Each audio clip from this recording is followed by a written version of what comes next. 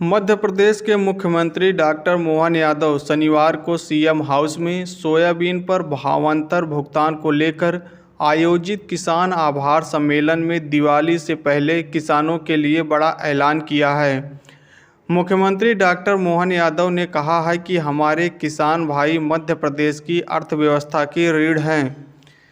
किसानों का हित हमारे लिए सर्वोपरि है। सरकार का हर निर्णय किसानों के कल्याण को ध्यान में रखकर लिया जा रहा है। किसानों की भलाई के लिए हमारी सरकार हर जरूरी कदम उठाएगी।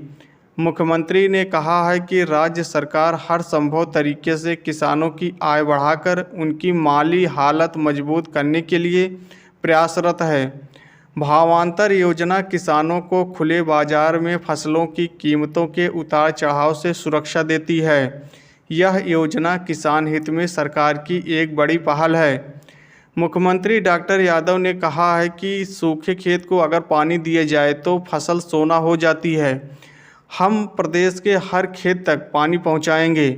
मध्य प्रदेश के अन्नदाता अब ऊर्जा दाता बन रहे हैं। किसान भाई अपने खेतों में सोलर पंप जरूर लगाएं। सोलर पंप लगाने से बिजली के अस्थायी कनेक्शन के खर्च से मुक्ति मिलेगी। मुख्यमंत्री ने किसानों के हित में एक बड़ी घोषणा करते हुए कहा कि सोलर पावर पंप स्थापना के लिए किसानों को अब 90% सब्सिडी दी जाएगी।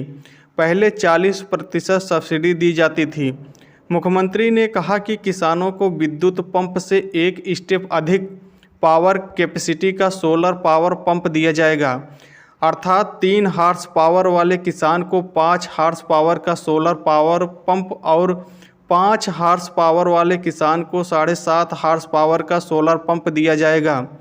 मुख्यमंत्री ने किसान आभार सम्मेलन में पारंपरिक वेशभूषा में सांस्कृतिक प्रस्तुति देने वाले सभी कलाकारों को 5-5 हज़ार रुपये देने की घोषणा भी की। मुख्यमंत्री डॉक्टर यादव ने कहा कि किसान भाइयों की मेहनत से ही प्रदेश की जीडीपी में कृषि 39% से अधिक का योगदान देती है। किसान भाई सच्चे अर्थों में मध्य प्रदेश की अर्थव्यवस्था की रीढ़ हैं। उन्होंने कहा है कि खाद्यान्न, दलहन, तिलहन, फलों और सब्जियों के उत्पादन की दृष्टि से मध्य प्रदेश देश में अग्रणी है। प्लांट बेस्ड प्रोटीन के उत्पादन के मामले में भी हम कम नहीं हैं। संतरा, मसाले, लहसुन, अदरक और धनिया उत्पादन में मध्य प्रदेश नंबर 1 है। मटर, प्याज, मिर्च, अमरूद उत्पादन में दूसरे तथा फूल, औषधीय एवं सुगंधित पौधों के मामले में तीसरे स्थान पर मध्य प्रदेश है।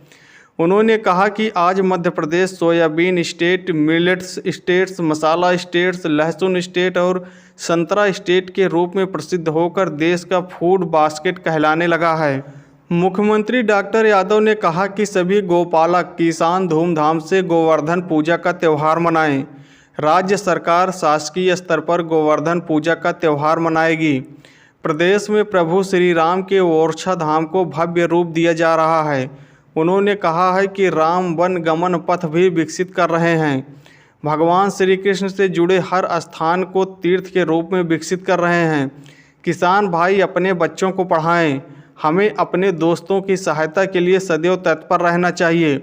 मुख्यमंत्री ने कहा कि यह मुख्यमंत्री निवास नहीं है, किसानों का अपना आवास है।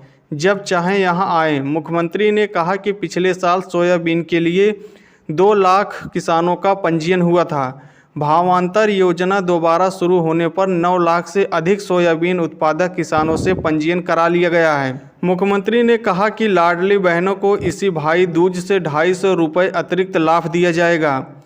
कृषि सहकारिता और विपणन विभाग के वरिष्ठ अधिकारियों ने सोयाबीन उत्पादक किसानों को भावांतर योजना की प्रक्रिया, पंजीयन और तय न्यूनतम समर्थन मूल्य से फसल के बिक्री मूल्य के वास्तविक अंतर की राशि के लाभ वितरण की व्यवस्था के बारे में विस्तार से जानकारी दी।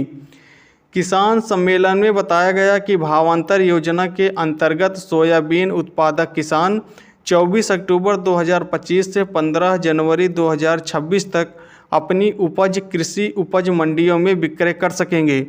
फसल बेचने के बाद भावांतर की राशि मात्र 15 दिनों के भीतर सीधे किसानों के आधार से लिंक बैंक खाते में जमा कर दी जाएगी। कृषि विभाग के अधिकारियों ने बताया कि भावांतर योजना के लिए किसानों द्वारा ई उपार्जन पोर्टल पर पंजीयन की प्रक्रिया 17 अक्टूबर तक पूरी की जा सकेगी।